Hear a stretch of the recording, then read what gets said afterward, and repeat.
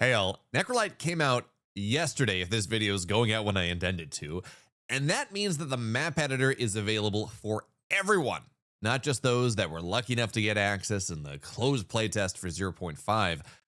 And the big news there is that not only can you go in and make your own custom maps, not only can you go in and tool around and mess with things, also anyone can host maps. If you've played a map, you can go and play it again. You don't have to worry about getting it hosted from someone. So I wanted to take the time today to go over not all, this is not an exhaustive list, but some of the very cool projects that you're going to be able to play going forward. And if you want to figure out how exactly you need to go to make sure that you can download a map and play it, or just host a map and play it that you've already played, I got a little bit of instructions on how exactly you're going to do that later on in the video. So without further ado, let's take a look at the insane stuff that people have been able to put out of the editor. And by the way, this is with very early stuff. 0.6 gives you some new editor functionality, or Necrolyte gives some new editor functionality.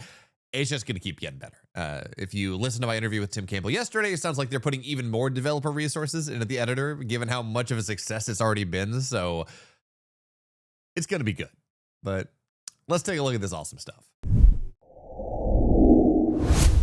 All right, so I wanted to start with arguably the most impressive project to date. So Senti and Straight Brutality, and a bunch of others, I know Rick Mary has been working on this as well, have come together to figure out how to create enough custom triggers. So you have to go in like into the JSON, into the code blocks themselves. There's no editor for this. A full MOBA in Stormgate. Now, it's only got one lane, so it's more like maybe ARAM style, but it's got neutral creeps. It's got claimable bosses. Something like, here's the Storm, different maps. It's got 10 heroes right now, up to 10 levels of veterancy that you can play with them with. It's 5v5 MOBA right now, so it's not 6v6 a la Early Deadlock or something like that. You've got mounts that allow you to move faster around the map. It really is a ton of fun. It's not all there yet. They don't have hero hotbar or hero HP bars for everyone. That's something that's, I believe, awaiting an editor update. But they're working on this thing very fast. I saw a playtest on Sunday, and they were at version 65. So they are iterating on this extremely quickly. And the fact that they've been able to implement a fully functional MOBA in Stormgate's editor is actually just insane. Look, it's got multiple different types of creeps in the creep waves. It's got towers. It's got custom UI, which really should not have been possible.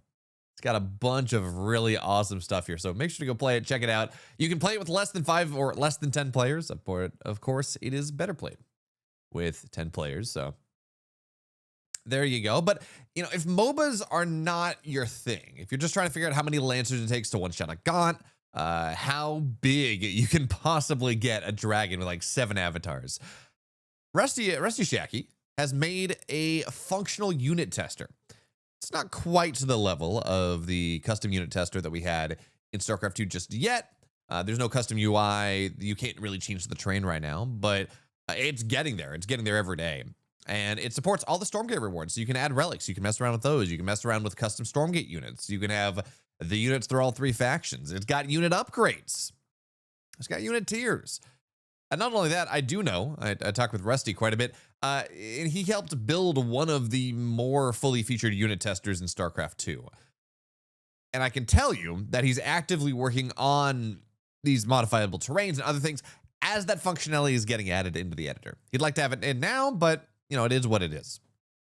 So in the meantime, you can go test how many helicarriers it takes to kill Spriggans. The answer's really 1. How big you can possibly get a Spriggan, just a bunch of stuff. It's also great for like training micro techniques and things like that as well. So that's in there. Up next, I wanted to talk about a really cool custom map that was really one of the first custom maps that was not just a terrain map. That was just a 1v1, 2v2 free-for-all map. That is up to 5 players run from a horde of massive brutes through a series of checkpoints and challenges. There are slow zones, there are frost tags, and if you get caught in the slow zone with a frost tag, you don't get to move, which is, I found out the hard way the other day. Checkpoints, challenges, there's a boss at the end with some custom boss mechanics. It is a chains of going off of what the creator said. There are chains of invisible units to rescue that in turn rescue bases or trigger monster clusters. And a boss fight with some interesting mechanics. So it's going to take about 5 minutes to play through this. It's better played with friends. You can play with up to 5 people. You can play it solo. I have not been able to beat it solo. It does seem a little bit better, a little bit easier if you're able to play with friends. And, it's 5 minutes. If you win, you don't win. It's a little bit less than that one if the birds catch you. So if 5 minutes of panic isn't your style, though, Ghostal has made 2 full co-op campaign maps based around some of the original promo art of the game. In the first mission, you and your friends are a set of elite soldiers captured by the Infernal Host during a surprise attack on their forward operating base in the Rockies. You're trapped in an Infernal base. You need to escape their clutches while causing as much damage and havoc as possible. And then mission 2 takes place about 3 months after that one. The Infernal base has been destroyed. It's been relatively peaceful in your operating theater. And you, now an untrained squad, not the heroes from the Infernal base mission, have now been deployed to rescue a stranded mining operation. Now, of course, it doesn't stop there. Things go squirrely. While you're there, a report comes out that there are 2 weapons specialists that were stranded deep in the jungle. And your squad is the closest to their last known location. You're not incredibly well trained, but surely you're going to be able to figure something out. So will you be able to save the lost operatives? Will the jungle swallow you up? Those are the questions. Each of these maps takes somewhere between map 1 is about 20 to 30 minutes.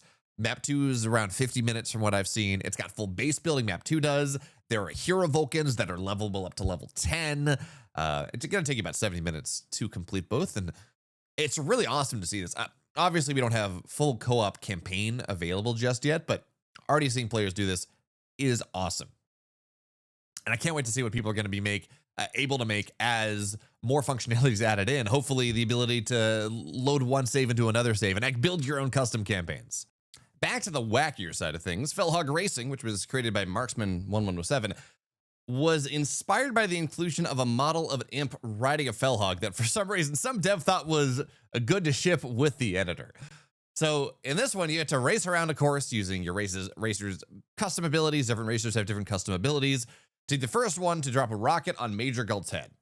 Think like Scion Racing, but in Stormgate. Of course, map makers have not just been hard at work training Fellhogs to race, which I'm told is a very difficult challenge. Fellhogs naturally don't want to race. We've also seen some classic RTS maps ready to go. The first of these is the fastest map possible, which was once again created by Rusty Shacky. Each player has 2 rich Illuminite and 2 rich Therium patches as their main base. So the problem isn't really making the money, but it's figuring out how to spend it and what exactly you're supposed to spend it on.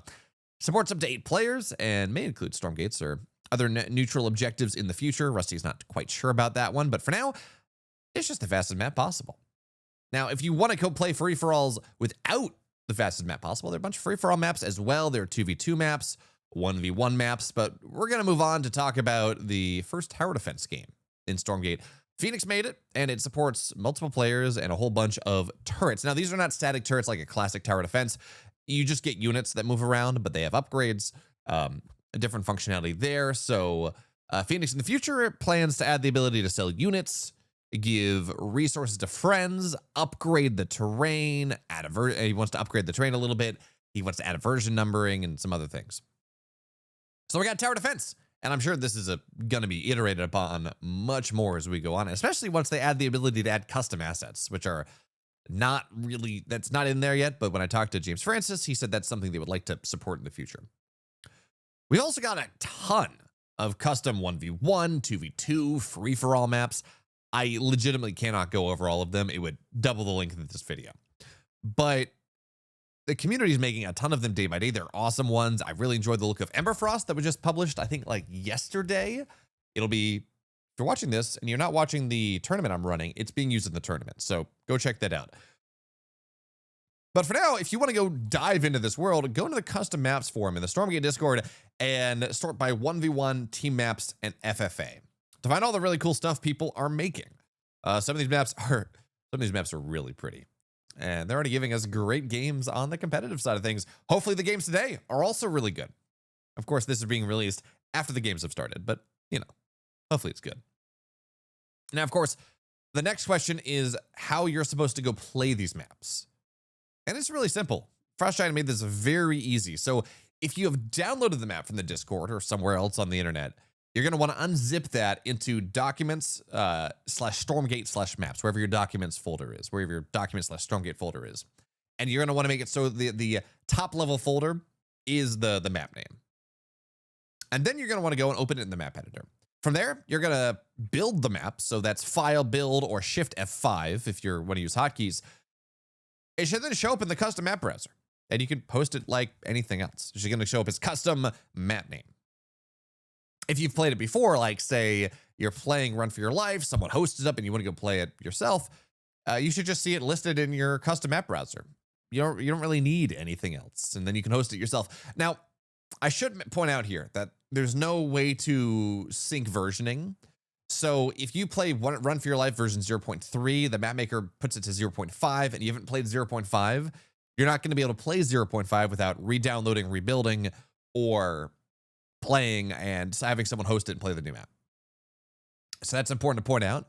But you know, at the end of the day, we're only about like a month into custom maps being available, and we already got this insane level of output from the community. So now my question for you, and drop it in the comments down below, what has you the most excited? Is it the full MOBA? Is it the tower defense game? Is it the custom campaign? Is it the 1v1 maps? Is it the free-for-alls? What's got you the most excited? What are you gonna go try to play immediately after this video and tell your friends about, hopefully? Because there's a lot of stuff. And again, we're only a month in. I cannot wait to see what people have in store for us once the trigger editor is properly available, once the data editor is properly in there. And of course, if you like this, you want more Stormgate action, more Stormgate content, make sure to go hit the sub button, follow me on Twitch, and I'll catch you next time. Thank you for watching.